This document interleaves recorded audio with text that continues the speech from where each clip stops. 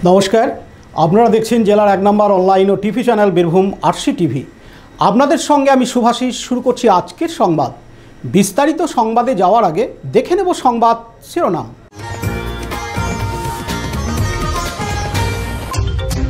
তৃণমূলের অঞ্চল সভাপতির বিরুদ্ধে অভিযোগ সিউড়িতে।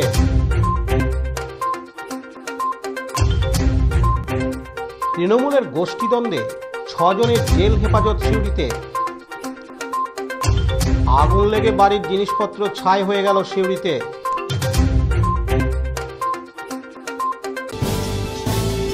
এবার সংবাদ বিস্তারিত। তৃণমূল কংগ্রেসের অঞ্চল সভাপতি বলরাম বাগদির বিরুদ্ধে আর্থিক দুর্নীতির অভিযোগের বহিঃপ্রকাশ ঘটল গতকাল বৃহস্পতিবার 20 নভেম্বর। ঘটনায় এমনই অভিযোগ গাংটে গ্রামের গ্রামবাসীদের একাংশ। তাদের অভিযোগ, এই বলরাম বাগদি দলের প্রভাব খাটিয়ে গ্রামের একাধিক মানুষের কাছ থেকে বাড়ি তৈরির জন্য টাকা নিয়েছে। এমনকি তার বিরুদ্ধে আরও অভিযোগ, একাধিক মহিলাদের ভয় দেখিয়ে তাদের সঙ্গে অবৈধ সম্পর্ক তৈরি করেছিলেন।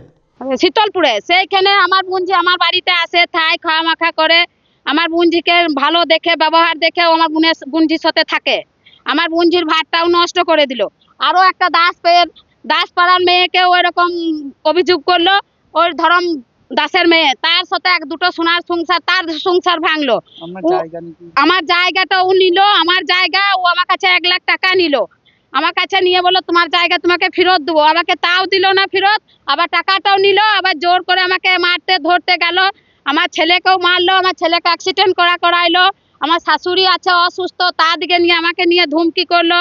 আমি তাতেও কিছু বললাম না। আমি এইটুকুই বলতে চাই। কালকে কি করলেন? কালকে আমি ওকে ওইটাই জিজ্ঞেস করছিলাম যে তুমি এসেছো আমার টাকাটা ফেরত দিবে না কি বলছো, তুমি এরকম ভাবে আমাকে ঘুরিন বেড়ায় না। আমি কুমাকে যেছি। হ্যাঁ, আমি তো করবোই, আমি টাকা পাই ওনার কাছে, তো আমি তো ওকে করতেই পারি চটি পিটে। তো আমাকে তো দরকার ওকে, আমি তো টাকাটা তো ওর কাছ থেকে ঘুরে নেবো। আগে আমি মারি নাই, কথা বলে গেছি, তো আমি ওকে বলছি সুস্থভাবে, কথা আমার ও শুনছে না। আমি ওইটাই চাইছি যে আমার টাকাটাও ফেরত দেখ, আমি টাকাটা তো ওর কাছ থেকে নেবো, আমার জায়গাটাও দেবে না, আমার টাকাটাও তো ওকে ঘুরে দিতে হবে। আমি জায়গাটা বড় লোকের কাছে কিনেছি, আমাকে হমকি দেখিয়ে আমার কাছে মারধর করে, গালাগালি করে, ভাষা খারাপ করে। আর যার বউ বিটি ভালো দেখবে তাকে বলবে পঞ্চায়েতকে যাবে। বলরাম বাগদি, সেই বলরাম বাগদিকে নিয়ে সাংসদ শতাব্দী রায় তার গাড়িতে নিয়ে আসে ও তার প্রশংসা করতেই ক্ষোভ ছড়িয়ে পড়ে এলাকায়। গ্রামের এক মহিলা তার কাছে জমির টাকা চাইতে গিয়েই উত্তেজনা ছড়ায়। এরপরেই ক্ষোভের আগুন ছড়িয়ে পড়ে গ্রামবাসীদের মধ্যে। তাদের অভিযোগ, এই বলরাম বাগদিকে তারা চায় না, তাকে কেউ কেউ শাহজাহানের সঙ্গে তুলনা করেছেন। যদিও গতকাল শতাব্দী রায় বলেছিলেন, যারা এই কাজ করেছে তারা দলের কেউ নয়। যে মহিলা গাড়ির উপর চড়াও হয়েছিলেন তিনি বিজেপির লোক। আমি তো খবর নিলাম, যে ছেলেটা বললো এসআইআর কথা বলুন, তার খবর নিলে সে কে? না, সে সিপিএম এর বিএলও 2। এই খবরটা আমি দিচ্ছি, তুমি নাও এবং কনফার্ম হও। তার মানে একটা যদি তৃণমূলের মিটিং এ সিপিএম এর বিএলও 2 বলে, তাহলে সে ঠিক কথা বলবে না, আমাদের ফেভারে কথা বলবে না। এক, দ্বিতীয়ত যে মহিলাটি গাড়ির সামনে পড়ছিল তার ভিডিও তুমি আমার থেকে নিয়ে নিও। প্রত্যেকটা মিটিং এ বিজেপির সঙ্গে দাঁড়িয়ে আছে, বিজেপির মিটিং এ ধুবুর শাহের সঙ্গে দাঁড়িয়ে আছে, বিজেপি মিটিং এ ও আর ওর ছেলে আছে, তার মানে সে আমাদের দলের নয়, তাই না? থার্ড, আর একজন ছিল, সে বিজেপি বিএলও 2। তো এরা যদি কাওয়াজ করে তো সেখানে তো ঝামেলা হবেই, তো হওয়ারই ছিল, হয়েছে। যদিও এখানে রাজনীতির নয়, আর্থিক লেনদেনের জন্য এই ঘটনা ঘটেছে বলে দাবি স্থানীয় তৃণমূল নেতার। গতকালকের ঘটনায় এলাকায় পুলিশ টহল দিচ্ছে নতুন করে, যেন কোনো অশান্তি যাতে না হয়। আগামী বিধানসভা নির্বাচনের আগে দলের নেতৃত্বের বিরুদ্ধে তৃণমূল কর্মীদের ক্ষোভ বাড়ে, তাহলে দল অস্বস্তিতে পড়বে বলে রাজনৈতিক মহলের ধারণা। এদিন গ্রামবাসীরা জানান, সবই হলো বলরাম বাগদি ওই আপনার মানে গুন্ডার বাহিনী নিয়ে এসেছিল শাহজাহানের মতন মোটরসাইকেলে কজনকে, হ্যাঁ, আর শতাব্দীর গাড়িতে এসেছিল, ঠিক আছে। তো এইবারে ক্যাম্পে আসার পর সব কিছু হয়ে যাওয়ার পর ওইখানে একটা ঝামেলা হয় জনতার মাঝখানে। আমি দেখবেন লুঙ্গি পড়েছিলাম, আমার লুঙ্গিটা খুলে গেছে। আমাকে যখন ওই কোন ভয়ের গাড়িতে যখন উঠে বলরাম আমাকে পেটে লাথি মারে, বুঝতে পারলে তো ভাই বা আমার সেই সময় খেয়াল ছিল না। আমি রেগে যে একটা ফুলের ডাল আমি ধরেছিলাম, আমি কিন্তু কাউকে মারি নাই, ঠিক আছে। তারপরে ফুলের ডাল ধরার পর আমার খুব ক্ষুব্ধ হলো যে তৃণমূল করেও মার খেতে হচ্ছে। শতাব্দী রায় যেটা বলেছে জি না, এই তো বিজেপির লোক আছে, তাহলে কালকে কি বিজেপির মিটিং হয়েছে? তা তো হয় নাই, কাল তৃণমূলের মিটিং হয়েছে। বিজেপির কোন জায়গাতে দেখাতে পারবে যে ফ্ল্যাগ আছে আমাদের গ্রামের মধ্যে, যে বিজেপির ওই জয় শ্রীরাম বা কোনো বিজেপির ফ্ল্যাগ বা কোনো বিজেপির এজেন্ট বা পলি কেউ আসে নাই। এই ব্যাটিং ঘটনা হলো যে বলরাম বাগদি যে ঘরের লেগে, দাদা কি বলবো গো, কেঁদে বেরিয়েছি ঘরের লেগে।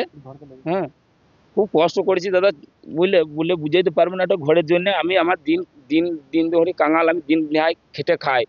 বলতে যেয়ে খুনের হুমকি খেতে হচ্ছে, বলতে যেয়ে বলছে তুমি বিজেপি শাসিত তৃণমূল করে ভোট দিয়ে, তাহলে কালকের লুকুটা কি সবই তৃণমূলের বাদ দিয়ে কি বিজেপির মিটিং হলো? তা তো হয়নি, তৃণমূলেরই হয়েছে। তাহলে এই বলরাম বাগদি কি করেছে, সাতাদের কনভয়ে এসে আমাদের সঙ্গে হামলা করতে এসেছিল কয়েকজন মিলে। এক শাহজাহানের নতুন গোষ্ঠী, এক, হ্যাঁ, যাকে বলা যায় শাহজাহান শেখ। হ্যাঁ, সে শাহজাহান অনুগামী। তা বলরামকে বলেছিলাম, বলরাম তোমার পায়ে হাতে ধরছে, আমার ঘরটা ইনকুরি হলো, সবই হলো, ছবি হলো, পায়ে পর্যন্ত ধরেছে। আমি ও যে রাস্তার ধার থেকে যে জমিগুলা কেনা আছে, একটা পুকুর কেনা আছে, দেখবেন পোলট্রি ফার্ম আছে, পুকুর কেনা আছে। একটা মেয়ে ছেলে দিবে অঙ্গনারী রান্না করে, তার মাইনে কত হয়? 5,000, 10,000, 20,000 টাকা বেতন হতে পারে। তার আয়ের উৎসটা তুমি দেখুন গা। তুমি এক কাজ করুন, মিডিয়া নিয়ে যে তার বইয়ের উৎসটা দেখুন গা, যে ব্যাংকের বই। আমি বলেছিলাম আমার ভাইকে যে তোমাদের ভাই দাদা কাকা থেকে তোমাদের কত টাকা আছে ব্যাংকে বলুন, আর আমি একটা গরিব মানুষ, বাড়ি পাচ্ছি না। তাহলে তৃণমূল যারা করে গরিব মানুষ, তারা তো কোনো পরিষেবা পাচ্ছে না। তৃণমূলটা তো সবাই ভালোবাসে, তৃণমূলের সাথেই আছে। আপনারা কোন দল করেন? আমি তৃণমূলই করি। উনি তো বলছে ব্লক সভাপতিকে মান্য দেবে। মান্যতা দেবো, আমি তোমাকে বলি মান্যতা দেবো, ওই জায়গাটাতে একটা ক্যারেক হয়ে আছে। আমি বলি, আমি বলরাম ভাগদি ভেবেছিল যে আমি যতিবার জনগণকে ফেলে দিয়ে আমি নুরুলের সঙ্গে লড়াই করি, তাহলে আমার কি হবে বলো তো, আমার লাঠারি হয়ে যাবে, আমি নুরুলের জায়গাটা পাবো। হ্যাঁ, এমনি বলরাম দেখছে যে নুরুলের জায়গাটা যখন আর পেলাম না, তাহলে পাবলিক আমাকে ছাড়বে না। তখন কালকে মিডিয়ার সামনে বলছে আমি নুরুলদাকে আগে জিতিয়েছি, নুরুলদার পাশে আছি। তাহলে কি বলরামদা একাই ভোট দিয়ে জিতে? পাবলিকে জিতে। হ্যাঁ, কি মারধর কালকে কারা করলো? শুনুন বলি, আরে পাবলিকে জিতেই, তাহলে পাবলিকে যে নুরুলকে জিতেই, তাহলে বলরামকে আমরা রেখেছিলাম কিসের জন্য? ভালো কাজ করার জন্য। বলরামকে মারার জন্য রেখে নেই, আর বলরাম আমাদের মারা লেগে নাই। বলরাম বাগদি দেখুন গা, ওর ব্যাংকের বইয়ে থেকে, ওর নথি থেকে দেখো, নামে বি নামে, ওর নামে কমই থাকতে পারে। ওর কাকা খুড়তো চাচা যেই আছে, হ্যাঁ, মামি কাকা ভাই, ওদেরই দেখো গা, সব ব্যাংকের বইগুলো ঘাটুন গা কত টাকা। এমনি যে এরকম করে যে বাড়ি দেয়, তাহলে তো বাড়ি পেলে না, তাহলে যা 2 তলা 3 তলা বাড়ি সেই পেলে। আর আমরা গরিব মানুষ, এতদিন থেকে পার্টি করে, এতদিন থেকে ভোট দিয়ে, আমরা তো পালিয়ে যাই নাই কোথাও, সব কিছু করে আমরা বাড়ি কিন্তু পেলাম না। শতাব্দী রায় বলছে আপনারা বিজেপি সিপিএম লোক। আচ্ছা, এইখানে যে ভাবেন যে 4 আনা ছিল বিজেপির লোক, তাহলে 4 আনা সিপিএনেরও ছিল। 4 আনা যে সিপিএনে ছিল, তাহলে 4 আনা আইএসএফেরও ছিল। 4 আনা তাহলে কি বলতে কংগ্রেসেরও ছিল। তাহলে 4 আনা ভাগে ভাগ করতে গেলে তাহলে 25% লোক, 25% বলতে গেলে 1 টাকা 4 আনা। তাহলে 4 আনা ছিল কে? বলরাম আর বলরামের ভাই আর শতাব্দী রায় ধরতে গেলে। তাহলে পাবলিক গুলা কেউ লয় তৃণমূলে। তাই পাবলিক ওই কি বলতে গেলাম, শতাব্দী রায় জানে না, তার জন্য ওইসব এত ভিতরে ঢুকে নাই। ও আসে একবার করে, ভোটের আগে একবার করে আসে, রাস্তায় আসে, খানি কথাবার্তা বলে চলে যায়। কারণ ওরা কলকাতার বাবু, আমরা তো লেবার খেটে খাই, সিউড়ি পুরন্দপুর, আমরা তো গরিব মানুষ। তাইলে সব জায়গায় তুমি ইনকোয়ারি করে দেখুন, গরিব মানুষে একটা বাড়ি পায় নাই। তাহলে কেন বলতে চাই যে কুমা পঞ্চায়েতে সব থেকে বেশি দুর্নীতি করেছে 1 নম্বর হচ্ছে বলরাম বাগদি। হ্যাঁ, তার জন্য পাবলিকে কালকে ট্রেনে মারধর। কেন কোন ভয়ে গাড়িতে হামলা করে নাই? শতাব্দীর গাড়িতে হামলা করে নাই, অনুব্রতেরও লোক হামলা করে নাই, কাজল শেখেরও লোক হামলা করে নাই। তাহলে হামলাটা করলো কারা? গ্রামের মাঝখানে। তাহলে পাবলিকে করছে, সব পাবলিক। না না, গোষ্ঠী দ্বন্দ্ব নয়, এটা ভুল। গোষ্ঠী দ্বন্দ্ব হলে তো কাজল শেখের লোক থাকতো, তাহলে অনুব্রতের লোক থাকতো, তাহলে তো বিরাট মারামারি হতো। গোষ্ঠী দ্বন্দ্ব ধরাতে চাইছে বড়রাম আর শতাব্দী ধরাতে চাইছে। এখন শতাব্দী দেখে যাক বাড়িটা, আমার বাড়িটা দেখে যাক, আমি ওকে মান্যতা দিচ্ছি, আমার বাড়িটা দেখে যাক।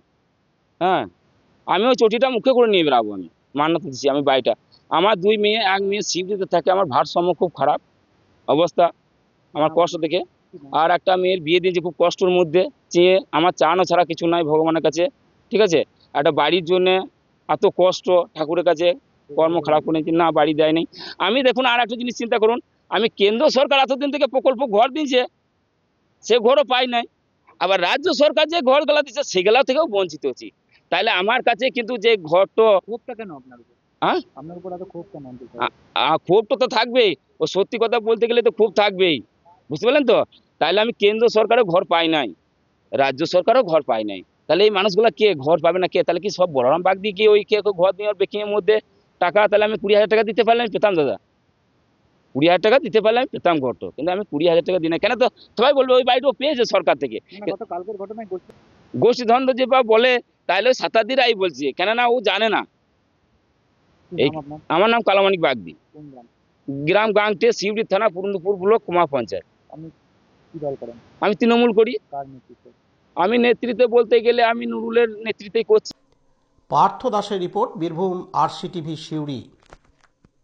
দুবরাজপুর শ্রী শ্রী রামকৃষ্ণ আশ্রম পরিচালিত অভেদানন্দ সেবামঙ্গল হাসপাতাল বীরভূম জেলার বুকে একটি অন্যতম সেরা চক্ষু হাসপাতাল।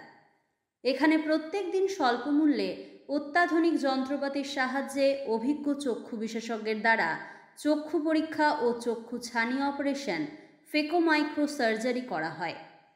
এছাড়াও এই হাসপাতালে অতি স্বল্প মূল্যে যাবতীয় পরীক্ষা নিরীক্ষা যেমন রক্তের সমস্ত রকম পরীক্ষা, ECG, USG, থাইরয়েড পরীক্ষা করা হয়। এখানে অতি স্বল্প মূল্যে চশমাও তৈরি করা হয়। এছাড়াও এখানে প্রত্যেক দিন বিনামূল্যে অন্যান্য রোগেরও চিকিৎসা করা হয়। আমাদের আদর্শ শিব ক্যানে চিপ সেবা। যোগাযোগের নম্বর 9382571046 অথবা 9564554959। নমস্কার। দুবরাজপুর শ্রী শ্রী রামকৃষ্ণ আশ্রম পরিচালিত অভেদানন্দ সেবামঙ্গল হাসপাতাল, শ্রী ঠাকুর সত্তরের প্রতিষ্ঠিত এই হাসপাতাল 1966 সাল থেকে এখানে এলাকার দুস্থ গরিব মানুষের যাবতীয় চিকিৎসা পরিষেবা, চোখের যাবতীয় চিকিৎসা এখানে বিনামূল্যে হয়।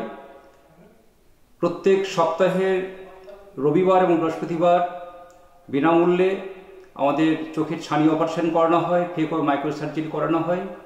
এছাড়াও আমাদের হাসপাতালে অন্যান্য রোগের চিকিৎসা, সাধারণ রোগের চিকিৎসা, গাইনো, স্কিন এবং দাঁতের চিকিৎসা এখানে করা হয়। ডাক্তারবাবুরা আসেন এখানে। এছাড়াও বর্তমান আমাদের যে আধুনিক যে ল্যাবরেটরি, সেই প্যাথোলজি সেন্টারে আমাদের যাবতীয় রক্তের পরীক্ষা নিয়ে সমস্ত রকমের রক্তের পরীক্ষা নিরীক্ষা, USG, এক্সরে, ECG সমস্ত কিছু করা হয়। আমি সাধারণ মানুষের কাছে আমি অনুরোধ করব, আবেদন করব, আপনারা আসুন, আমাদের এই চিকিৎসা পরিষেবা গ্রহণ করুন এবং আপনারা সুস্থ থাকুন, এই আমাদের প্রার্থনা। আপনাদের সুস্থ স্বাভাবিক জীবন আমরা প্রার্থনা করছি। সবাই সুস্থ থাকবেন।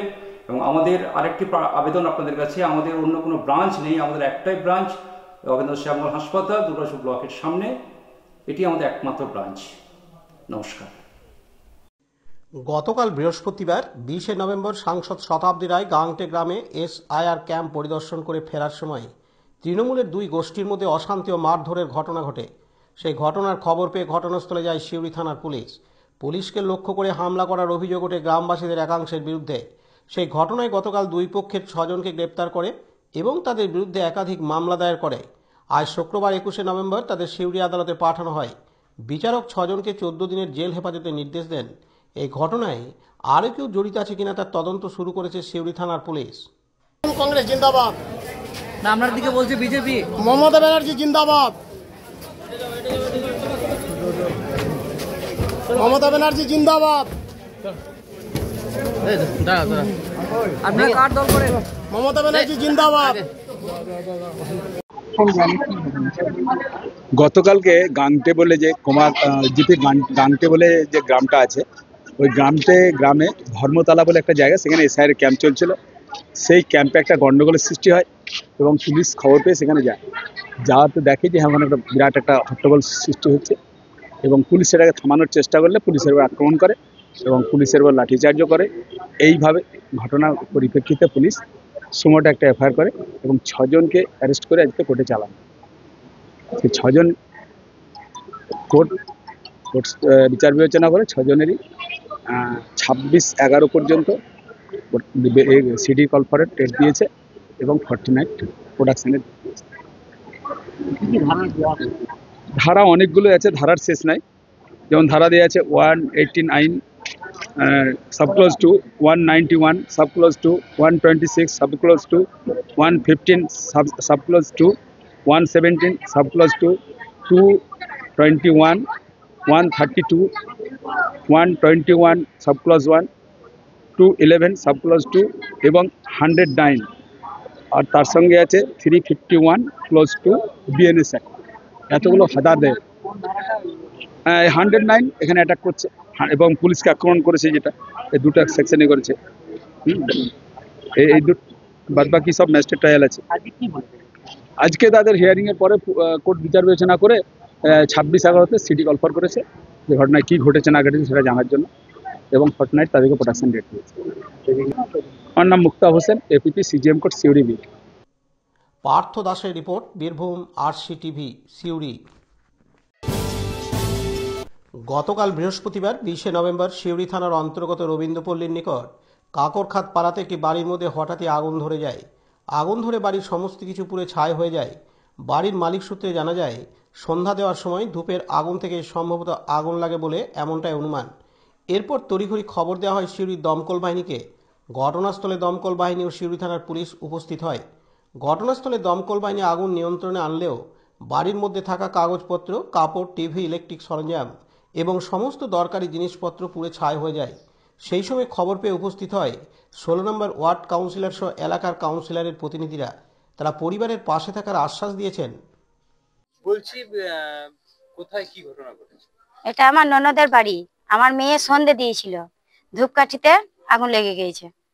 কোথায় হয়েছে ঘটনাটা? ঘটনাটা আমার ননদের বাড়িতে, জায়গাটা রবীন্দ্রপল্লী সিউড়ি কাকরখাত। আচ্ছা, কি কি পুড়েছে? ওই কাপড় চুপুর, টিভি, চৌকি, বাসন কুসন, কাগজপত্র, ছেলে মেয়েদের বই, জামা কাপড়, সব ঘরের সমস্ত জিনিস, কিচ্ছু নাই, সব পুড়ে গেছে। দিদি ঘর অব্দি মানে টিনের চালাবাটা সব পুড়ে গেছে, বাঁশ বাতা কিচ্ছু নাই।